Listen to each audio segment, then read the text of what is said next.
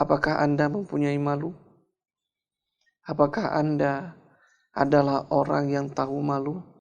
Ya, bahwasannya kepada Allah lah kita seharusnya, sepantasnya untuk malu. Dikarenakan Dia telah memberikan rezeki kepada kita, ya, menjamin kehidupan kita, memberikan kepada kita curahan, limpahan kasih sayang Allah Subhanahu wa taala, memberikan berbagai macam kenikmatan-kenikmatan, istri, anak, kendaraan yang kita miliki, harta yang mengalir kepada kita, kemudian tubuh yang sempurna, akal yang lurus. Tidakkah yang demikian itu membuat seorang malu untuk bermaksiat kepada Allah Subhanahu wa taala? Satu hari ada seorang penyair membacakan syair di hadapan Imam Ahmad rahimahullah.